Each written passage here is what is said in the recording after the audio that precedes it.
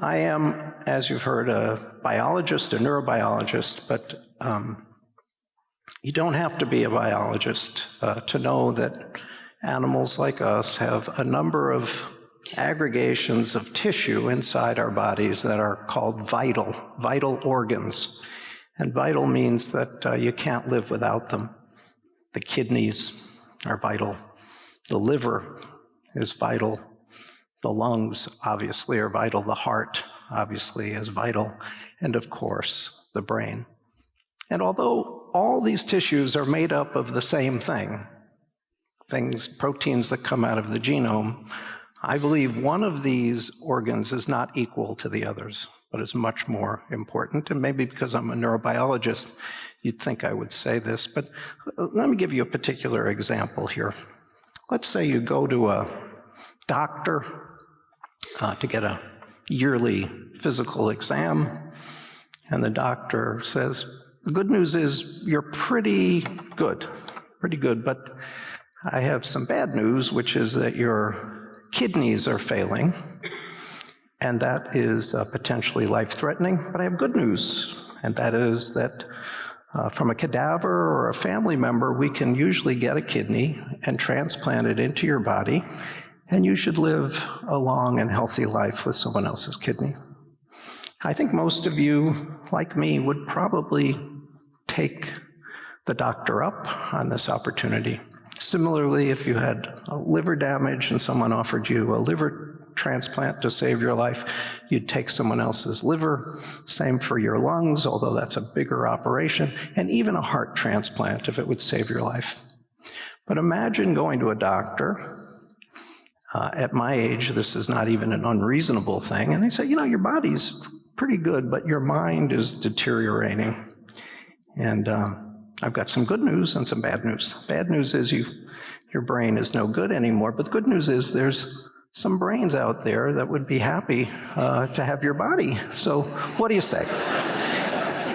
And I think most of us would say, well, it's good for them, but that wouldn't be that good for me. Because although you own your kidneys and you own your liver, you have a different perspective on your brain. And that's because the brain stores everything you are. It has all the information you've learned, all the people you know, all the skills you have, all the things that make you, you. In fact, it's the only organ we have that has personhood. And that is why it's more equal than the other organs of the body. Actually, your doctor can't, for good news, I guess, transplant someone else's brain in your body, so you don't have to worry about it, at least not this year. I think when we try to imagine why does this organ, which is made out of the same material as every other organ, have personhood and have all this information stored, it raises this fundamental question of how is this organ so different from all the other organs of the body? What is so special about the brain, especially the human brain? I think we probably assume that it has something to do with the brain structure, maybe biochemistry, but truth be told, we have less than a full understanding of what makes our brains special and what makes information stored in the brain stored there. And let me give you a particular example. In this audience, if I said, what does the flag of Denmark look like? I dare say everyone in this room, including me, because I looked it up, knows what the flag of Denmark looks like. But where is that flag in your brain? And how much does it weigh? So for example, if I said, well, now you know the flag of Denmark, why don't you spend the next 2 days memorizing the flags of every country in the world? Probably could do that. And at the end, we'll weigh your brain and compare its weight to the weight we weighed before you learned that information. You have all this extra information in your brain. Does your brain weigh more? What is different about a brain that knows something from a brain that doesn't? This is a deeply profound question, and despite the fact there is a brain up there, that's a brain. And despite the fact that we've looked at brains a long time, we still don't understand how information is stored in them. And that's really what I would like to talk about today with you. But I have to start with a sort of primer on neurobiology, because I don't assume you're neurobiologists, and I hope I make this clear. Neurobiology began with the originator of neurobiology, the first person who really looked at brains. And this was, whoops, it's fighting me. This was Santiago Ramon y Cajal. That's a picture of him in his laboratory. I'm going to point at some things here. He was certainly the greatest neuroanatomist who ever lived. And here he is sitting at a table with 3 microscopes. One was not good enough because he had different kinds of objectives on each of them, and a whole raft of chemicals, most of which are highly toxic, in the background. He was way ahead of his time. He took more selfies than any other scientist of his time. This actually is a selfie. And I know that because his selfies always have one hand clutched, because he's holding a little squeezer that sets a flash off. So if you look at pictures of Cajal, you'll always see one hand squeezed because he's taking pictures of himself. The other thing notable about him is he was a bon vivant. He really would have enjoyed being here tonight. Notice here a little glass of sherry, which is really wrong. If you're a scientist, never eat while doing science, especially with chemicals like this. Anyway, he appreciated that the power of learning how the brain works requires techniques that develop our ability to see things that we couldn't see before. Throughout the history of science, it's these kinds of discoveries that change everything. It's odd, my clicker is of no value here. Are you clicking for me up there? Because I'm not able to click these things. He used the Golgi stain, which is an unusual stain made by an Italian scientist, Camillo Golgi. Cajal is from Spain, to study the nervous system, to elucidate many fundamental principles of the nervous system's organization. He was basically an artist. He wanted to be an artist. His father wanted him to be a doctor. And he ended up doing pathology, and then realized when he looked in a microscope that he could draw these things he saw in the microscope, and he found a happy place. His passion was drawing the nervous system, and he not only drew thousands and thousands of pictures of it, but as you'll see, he revealed a fundamental insight that still guides our thinking about the way the brain works. Cajal and Golgi shared the Nobel Prize in 1906, although they were not on speaking terms. And if you want a hoot, if you think reading about Nobel Prizes is a hoot, you should read Golgi's Nobel lecture, which began and ended, and the middle was all about what an idiot Cajal was. And it was mainly because Cajal saw things that Golgi could not see. And part of the reason is that Cajal had talked to manufacturers in Germany that made, from the Zeiss company, that made a apochromatic lens that had less chromatic aberration. The details don't really matter, but he had a crisper picture of his brains, and he could see something that no one else had seen before. His drawings are masterpieces. They're just gorgeous. They show details that are remarkable. There are often things that are whited out that no one would have noticed, but he noticed. For one reason or another, he didn't like them, so there's lots of white out in his drawings. And this is a drawing showing a bunch of neurons in the cerebral cortex.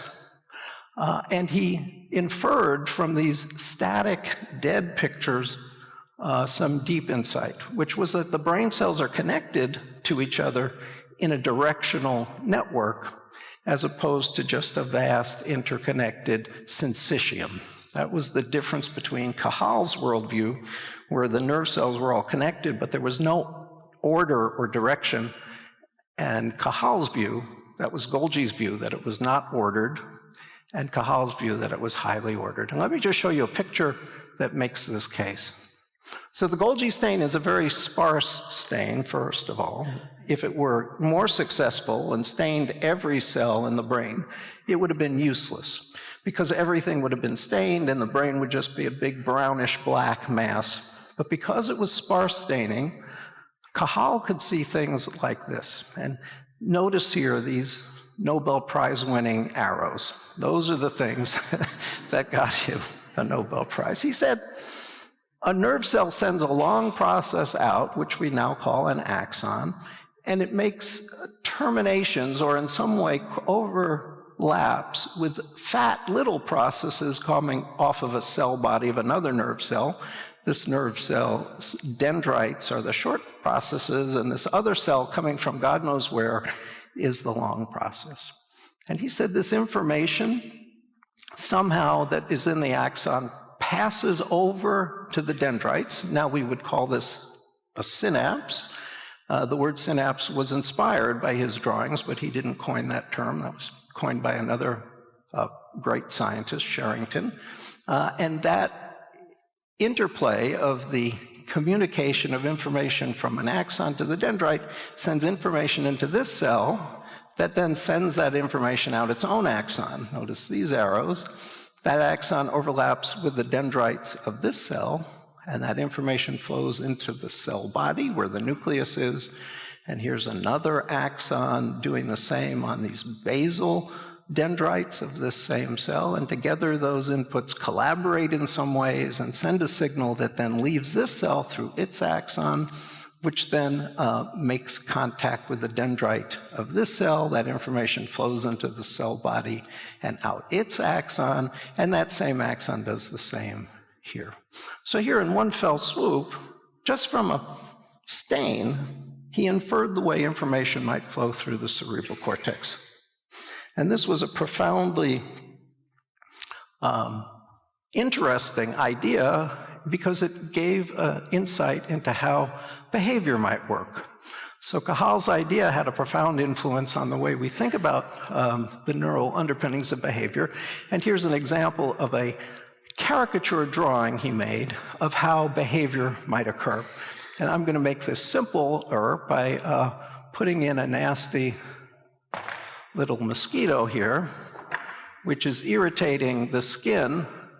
Right here, maybe stinging the skin and generating a signal, a pain signal, that flows up into the nervous system. Notice these arrows, up to the thalamus, and then from those dendrites of the thalamic neuron, the axon touches the dendrites of a pyramidal neuron. That information then flows back out the brain into the spinal cord, where that axon touches the dendrites of this, what's known as a motor neuron, and that motor neuron activates these muscle fibers to flick the mosquito away.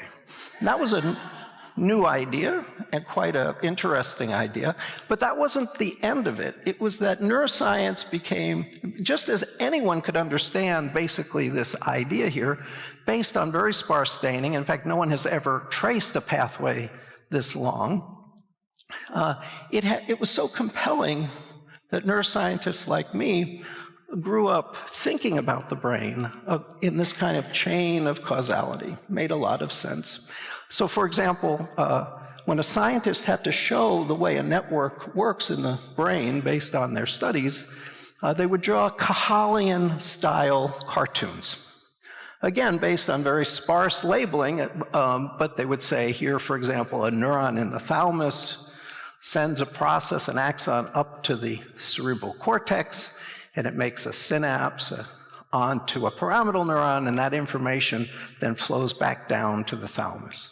And here's another neuron that does the same, and the only real addition to the Cahalian view is that now we have not only excitatory neurons, but also neurons that are inhibitory.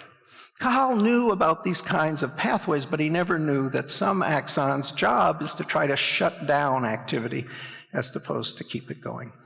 So that has been it has had a profound effect on not only a general view of how behavior works, but how neural circuits work. And I got to get rid of that fly there, sorry. But this is not the nervous system. This is not the nervous system. This is super sparse. 1% of the cells are being labeled there. A fundamental, very straightforward question is, what do actual dense neural circuits look like? If you could see everything, what would it look like? And for that, we have to ask about new technologies. And is it possible to get enough resolution to map the whole wiring diagram, see everything? And connectomics is a field where we use either Brainbow, which I'm not going to talk much about tonight, or very high resolution electron microscopy that goes very fast, to have enough resolution to see every single neuron and every neuronal part, every axon, every dendrite, and every synapse. Now, we call this connectomics, and this is a play on the word genomics, which is mapping out all the genes in a genome. Connectomics would be mapping out all the connections in a connectome in an entire animal's wiring diagram. And when we used this term, it was a joke, honestly. We didn't mean it very seriously, but there really wasn't a term for this kind of dense labeling. And in 2019 even, finally, in the 2019 edition of the Oxford English Dictionary, which for English is the place where all words are, connectomics is there. And even shockingly, it has a US and a British pronunciation and 3 different ways of, it can be connectomics or connectomics or connectomics, I guess. All this, it's true, and it all started, their first citation is the course we taught at Harvard. But it was just basically a joke to begin with, but now this term is in parlance. It's kind of interesting to see that. So how do we do this? So what we wanted, this may look sort of like a movie projector, but it's actually making a movie. It's not showing a movie. And all of this is to collect a series of very, very thin sections that are being cut off of a block of brain by a diamond knife there and floating in a little water bath and being collected as a film strip, one after another. And by thin, I mean these sections are 30 nanometers thick. That means you need about 1,000 sections per hair thickness. A single hair has 1,030 nanometer sections. So these are super thin. You may wonder why. I will make that clear in a second. And here's a little movie of this actually working. And if the sound is here, you'll see why I left the sound on, because this is running all day and all night, all the time, and it is extremely irritating.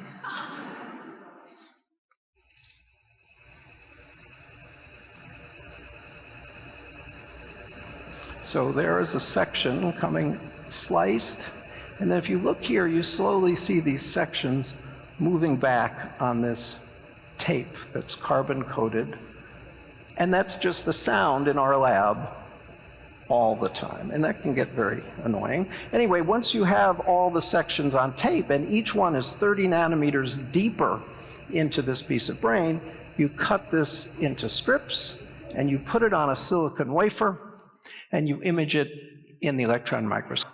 You probably can't appreciate this, but I immediately see there's a synapse here and a synapse here. And I'll just make that a little clearer for you here, that this is an axon, a cross-section, 30 nanometers through an axon, where it's filled with these little vesicles, these little circles that contain neurotransmitter. And this axon is talking, it's exciting this dendritic spine.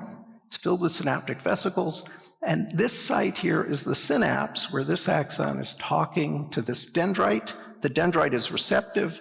The axon is releasing neurotransmitter. And the dendritic spine is coming off of a big dendrite. So the flow of information in a Kahalian way is basically from axon to dendritic spine down the dendrite towards the cell body. So that's one section. But what we want to do is follow each of these processes through the volume. So we have to do this for every single section and then align all them and make a movie of it. And I'm going to show you a movie of this. It's not something you've probably seen before, and it's going to take a moment to get used to looking at this. But now we're looking into a brain section. I'm just going to rock it back and forth rather than go through thousands of sections. So if you see something and you want to look at it, you can watch it come in and out. So we're looking into the sections and back out again. And what you can see is if you just arbitrarily pick any section, you can follow it from one section to the next. You can do that for every single object in here. So now all we have to do is trace all those objects. And I say that with some humor because it's harder to do than you might imagine. Well, maybe you would imagine. But basically, you first now have a volume of tissue, not just at single sections, basically a box of brain that's digital. It's a digital box of brain, and now every single one of those objects can be traced through the volume. And the way we trace is by using a coloring book style that even Harvard undergrads can do. Just requires them to color, and then at the end they get a letter of recommendation to go to medical school. So they're very happy to do this. Let me show you how this works. So here's a little box of brain, and they pick an object on the first section, let's say this dendrite here, color it in, and then on the next one they color it in again, and on the next one they color it in again, and so on. Yeah, a Harvard student can do that. And then, voila, you get the three-dimensional rendering of that dendrite with all its spines, and here's an axon that's making synapses on two of those spines. And if we just make these transparent again, you'll see there'll be vesicles inside the axon, and this is where the synapse is. So that's just two, but basically you want to do everything, and that by hand takes a very long time. But you can basically color in every single object from section to section and look at their three-dimensional structure. And this is a part of a data set that has a green dendrite and that big red dendrite in the middle of it. And I'm just going to show you those two dendrites that were reconstructed from this volume. So here's the red dendrite, and here's the green dendrite. They have lots of spines, and this is the spine that's sticking out the furthest. You'll see that in a minute why I'm pointing that out. Just from the angle here, you wouldn't know that, but that's the one that's going out the furthest from this dendrite. So there are two dendrites there, but those are not the only dendrites in this volume. There are other dendrites. Here are those two dendrites plus all the rest of the dendrites. So there's the green dendrite, there's the red dendrite, and here are all the other pieces of dendrites that are crammed into this little space. If you've ever seen a movie, not an advertisement for brain cells, they always have these cells far apart and there's a lot of gaps in space. They're just squished in there. Now this is just the dendrites, the receptive sides of cells. There have to be axons in this data set as well. And this looks like an optical illusion, but this is the same data set, and now I'm just going to show you where the axons are. And you think, well, where do the dendrites go? If you look carefully, wherever there's a hole here, if I go back, there's a dendrite. The axons are squeezed in to all the little gaps where there aren't dendrites. But that's not all. There's also supporting cells known as glial cells, and here they are. They also take up a sizable part of the volume, and that's everything pretty much. So we can put that all together, and they're peeking out there as that little dendritic spine. And I don't know whether this is exhilarating or depressing. I think it's more depressing than exhilarating, to be honest. The number of things in this small area here, and we itemized every single one of them, is just a lot more than I would have anticipated. brain matter is super, super dense. High densing packing density. And as I said, we can divide it into things that are axons and glia and dendrites, and into subsets of these, oligodendrocytes, astrocytes. The details remember, I won't test you on these at the end, so you don't have to worry about any of this. And interestingly, a number of objects that we just basically don't know what they are. They don't look like anything we've seen in a textbook. And some of these, since we published this, we now know what they are, but others, there are still processes in the brain that are, for us, unknown. So we were quite proud. This took about 5 years of work, but I want to confess something here. Here are the two cell bodies. That's what we did. And to make ourselves feel better, we always show it this way. Oh, look at all that. But it's virtually nothing. We did nothing. And but in that little piece, there were 1,400 different axons. There were 193 dendrites, interestingly fewer dendrites than axons. And there were 1,700 places where axons were making synapses on dendrites. So the good news is that we can now see everything. Each of these white dots is a synaptic vesicle inside an axon. The blue and green and yellow things are axons, and only axons that are making synapses on the spines of this red dendrite. This is really good resolution, and it raises the question that if a person had schizophrenia or autism, would we see some differences at this level of resolution that we never could look before? So that is one of the questions. Are there what you might call connectopathies? Another made-up word, a pathological problem with the connections between nerve cells. But if we wanted to do this in a patient, for example, we would have to scale up, because this is just one minuscule area. So the question is, can we do the same for something that's 1 million times larger? Obviously, I wouldn't be asking this question if we didn't try. So let me show you what we're trying to do. And this is a kind of weird, and maybe will make some of you a bit uncomfortable. We are studying a slab of human cerebral cortex from a memory area in the temporal lobe and association cortex that was removed from a living 45-year-old woman during neurosurgery for epilepsy. And then we used serial section electron microscopy, as I've described, to study it.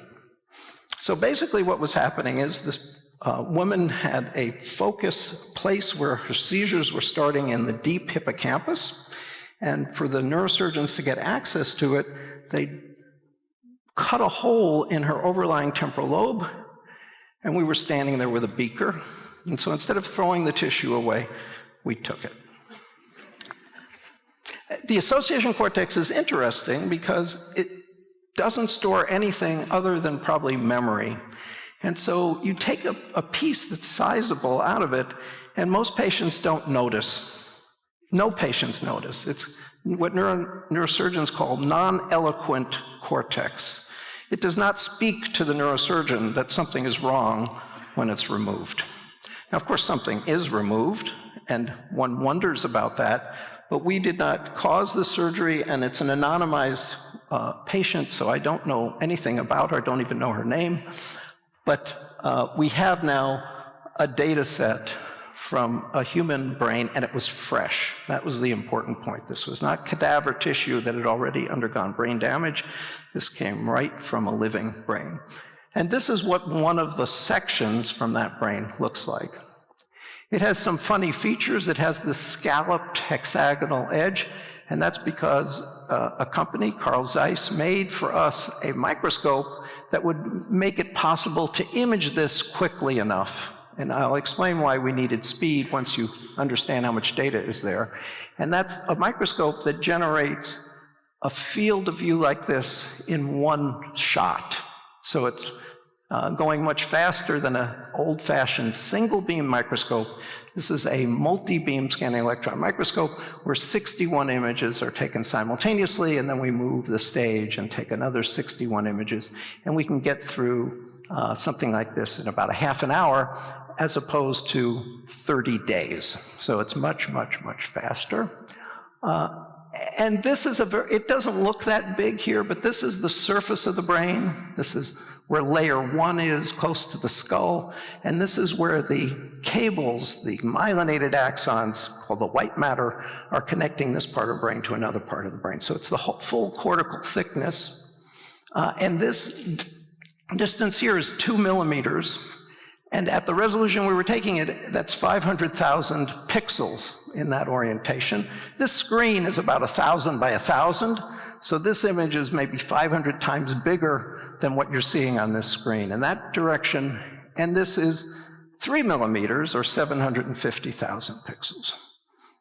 So that's a lot of pixels. You multiply that number of pixels by that number of pixels, and each one is an 8-bit image.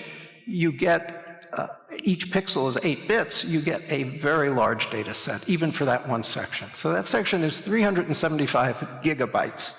Some of your laptops probably don't have 375 gigabytes of total memory. Think of all the pictures you've stored there. This is one picture of one section. But because we did slicing, we had 5,500 of these, and that gets us to 2,060 terabytes. Not 2 terabytes, 2,000 terabytes.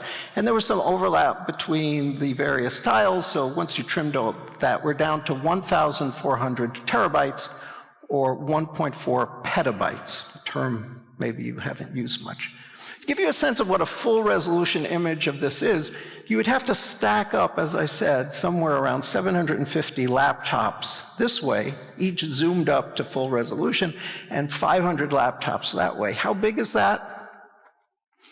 Some of you probably know this stadium. Anybody know what this is? Parkin? Did I say that right? Yeah. What? I didn't say it right, did I? So here's that image at full resolution. You have to get rid of some of the chairs, some of the seats, but if you laid it down there, you could walk around and see every little detail. That's what each image has. That's why the data sets are so large. Okay, so here is that data set. It's now a 3-dimensional box. Is everybody following so far? Okay. So here's this brain. It looks sort of like a thick piece of pizza. This is the upper layers near the cortex, near the surface of the skull, and this is the deep part filled with myelin. And just with this stain that we use, the myelin turns out to be, instead of white, it turns out to be black, and that's a big blood vessel running right through the middle there. So we were doing this, and we realized we had a big problem here, because 2 petabytes was a lot of data to try to work on, and just by happenstance, a friend of mine who works at Google called and said, "Do you have a big project? We're looking for something challenging." I said, "Yes, indeed I do." This was Viren Jain. And I said, "Could you segment out every single process in here so we don't have to do it by hand, because it will take the whole population of the Earth about a century to do, and I'm not sure I can pay all those people to work on this project." And they said, "Yeah, money's no object." Of course, it's Google, nothing is an object. And they were interested, so that's what they did. They segmented everything. We gave them ground truth. And then Viren Jain's group, especially Mihail Januszewski, who oversaw the machine learning aspect, segmented every single thing in this volume. So if we just randomly go to a little place in here, everything is colored in from section to section to section. To give you a sense of this, I'm just going to play this movie where we're going to zoom in on this data set, and we're not only zooming into higher magnification, but we're zooming into the volume. Remember, it's a thick volume. And you see these myelinated axons moving around, because again, we're moving into the volume, and you see every single wire is colored in. You get a sense of the enormity of what they did here when we pull out again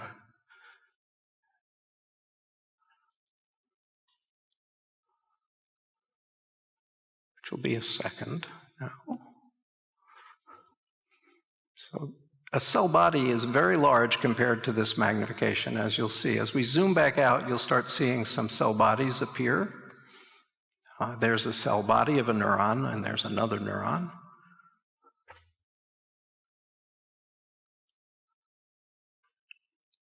This is where artificial intelligence beats humans 1,000,000 to 0. There's just nothing we can do. And if you want to look at this data set, it's freely available. You just go to this particular, you just say H01 release in Google. It'll probably take you to this landing site. And you can basically go anywhere you want in there and click on any object, and it'll render it in 3D. And there are a whole bunch of galleries and other interesting things you can look at. So I'm going to only show you a little bit of this data set. There's an infinite number of things to do. And despite the fact that I look at this data every day, I would say 80% of it I've never seen, because it's so big. It's like Google Earth, actually, although in 3D. So if you render the three-dimensional version of every cell in the volume, you get something that looks quite messy, and there are 52,000 cells, plus lots of wires coming in and out, but things that have cell bodies in the volume, there are 52,000. It looks like quite a mess. You might notice that up at the top, the cell shapes look a little different than they do in the middle, and down in the white matter they do, and that's because there are different cell types.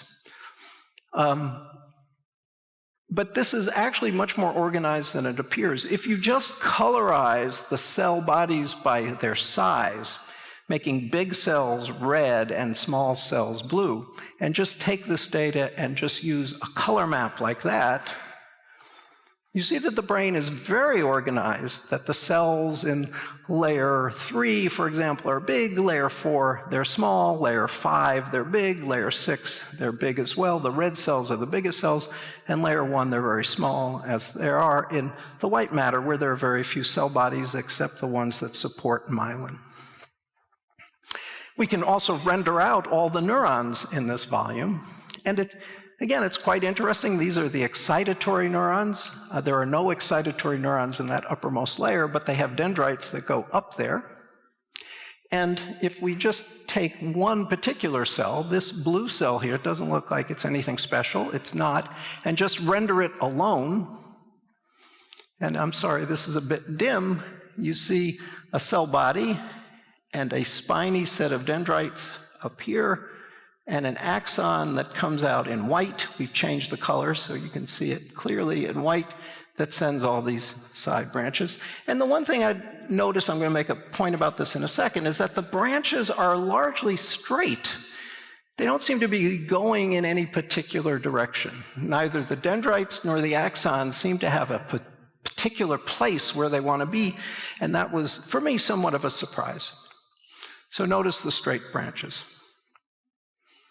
Okay, so if we zoom in on this, I can just show you the end of our neurobiology primer here, is that neurons have a cell body where the nucleus is, and then they have a dendritic tree, and the dendrites branch out in all directions. They're kind of fat branches, and the dendrites of excitatory neurons, as they're called, are studded with these little spines, these little things sticking out. And that's where synapses of axons, that I've already shown you some of these, synapses of axons make synapses onto these spines. The same cell that is receiving information on all of its synapses has to make a decision whether to pass that information on to the next cells by sending that information out the axon to the synapses that this cell is making on other cells. So here's the axon. It's a thinner process. It doesn't have spines, but it has these little outgoing synapses that are mostly contacting spines of other cells. So this is like a Twitter network, where each cell is receiving lots of input, and if it finds it noteworthy, it then passes on that information to its friends. And I think this analogy is more apt than you might imagine, because what's doing the Twitter network are the cells in your brain. It's just connecting your brain cells with the brain cells of other brains. So Twitter is sort of another path for information that wants to leave one brain and start a similar cascade of information. in another brain. So here's the science part of this, the research part. So here's the cells, and the question might be, is who are the cells that this neuron is talking to?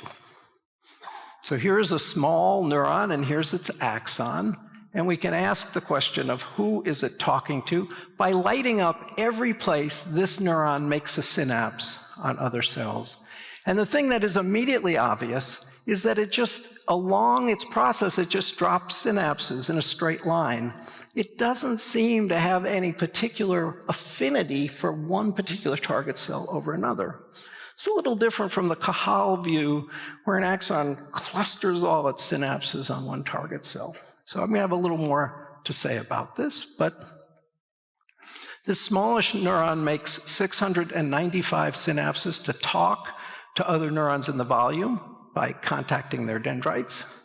And the synapses are formed mostly along straightish lines, and I would say that implies that they're incidental. There was no intent. Unless the brain has some weird organization, this axon just grows, and wherever it finds a target that it likes, it makes a synapse, but it's not intending to go to a particular place. Okay, so with whom, that's the correct English, is this neuron's axon incidentally making synaptic connections? And this, again, it's a little depressing when you ask, who does this neuron talk to? It talks to a lot of neurons. I mean, really a lot. That's one neuron talking to all these neurons. In fact, 466 nearby neurons are getting information from this one neuron. Again, this is not a Cajalian perspective. Now, how strongly is it talking to these cells? Well, in 86% of the target cells this neuron is talking to, they only get one minuscule synapse from this axon. So this axon is doing hardly anything, not enough to cause the target cell to send information to its target cells. So it's pretty trivial. And another 43 target cells, 9%, got 2 synapses, still quite weak, because each cell gets several thousand inputs. 3 cells, 3%, and that was 14 cells got 3 synapses, and only 1 cell got 4 synapses. That gets us to 98.4% of the output of that blue cell. The vast majority of its connections are commonly weak. But 98.4 is not 100%, and because this is connectomics, we just looked at every connection. And the incidental ones were just, as I said, they were weak in the sense that the axon went by, made a synapse on a spine, and just kept going. It had no particular special association with this dendrite. And that's what the synapse of this particular one looked like in the EM data. Okay, so what else is there? Well, it turned out there was one cell that got 5 synapses. That's a little stronger. And there were 2 cells that got 7 synapses. That's stronger still. 0.4% of the total, so not very common. 1 cell got 10 synapses. 1 cell got 11 synapses. 1 cell got 17 synapses. 1 cell got 52 synapses from this one neuron, and 1 cell got 53. That's astounding. That's way more powerful than the weak connections. So very rare, powerful connections. Here is the cell that got 52 connections from this neuron. When you look, the axons still just run right past it. So how did it get 52 synapses from this? When we look up with connectomics and go to these sites of the connections, we see that although the axon passes by, it now makes a whole bunch of connections. Over and over and over. This is the same neuron. Every time it bumps into this particular target cell, it makes synapses. So the output of this cell is skewed largely to weak connections, but every once in a while it finds a target cell that listens to it, where if it is activated, it will activate the target cell. That one cell has enough power to activate the target cell. What about the input to this cell? Could the cell also be receiving a few very powerful connections among a vast majority of weak connections? If so, you might say that the powerful connections could drive information through the cortex really fast without having to summate lots of weak connections. So we looked at all the inputs to this cell, and yikes, that was painful. There's just a gazillion inputs.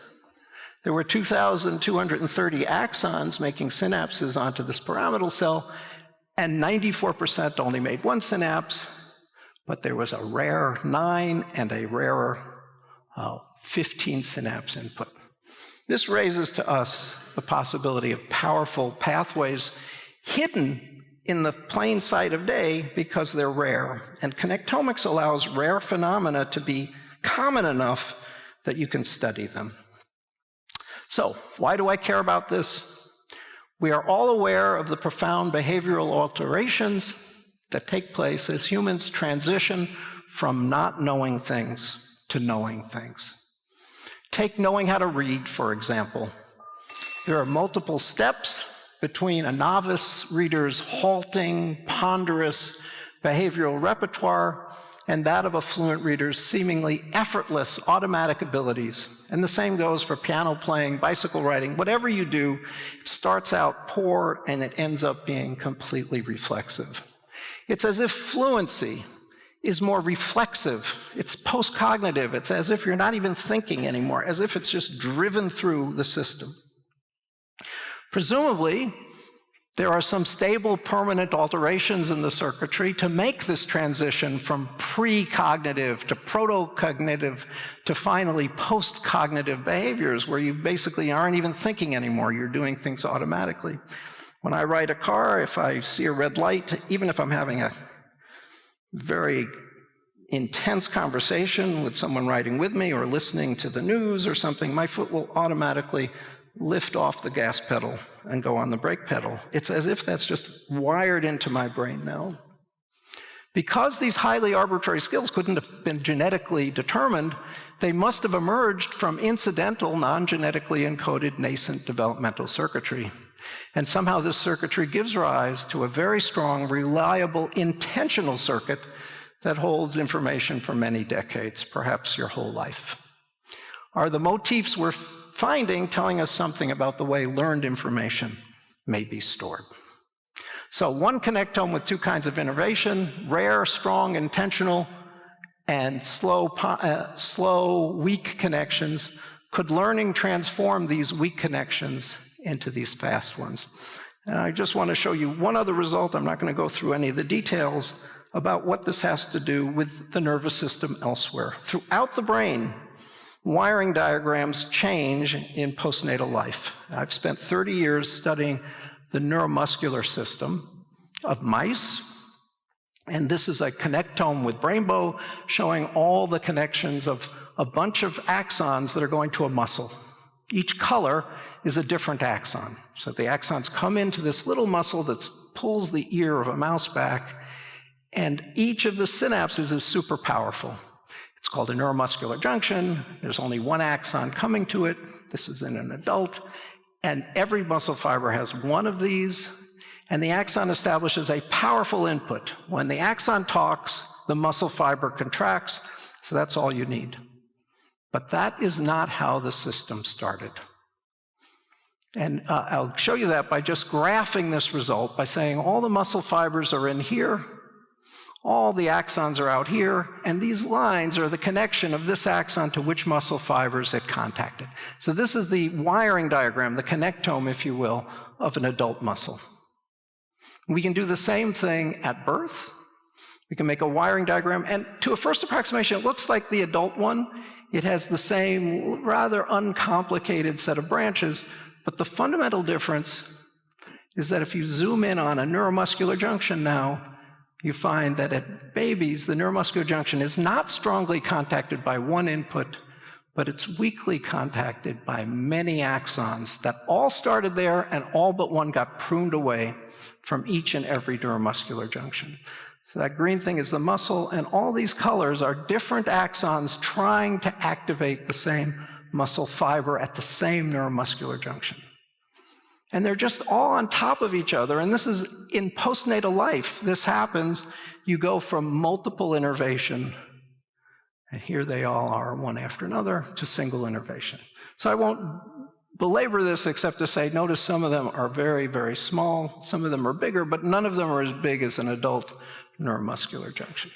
So we can graph the baby wiring diagram and the adult wiring diagram. And I think most people would assume in the adult you could do all these complicated things. The wiring diagram must be more complicated than the baby, but this is the actual result. As you grow up, your brain is getting simpler, not more complicated, and that is really problematic, isn't it, for us smart people? My children know this intuitively about me, that I don't know anything. I just keep saying the same things over and over and over again, that all the alternative worldviews have been somehow pruned from my brain. They think it's a metaphor. It's not a metaphor. It's a fact. I'm just lucky that my development left me with the right connections, but everyone else, I don't know what happened. Okay. So in this situation as well, one connectome with two kinds of innervation, strong intentional inputs in adult from weak incidental inputs in development. Might learning, early experience, transform the many weak connections into a few strong ones throughout the brain.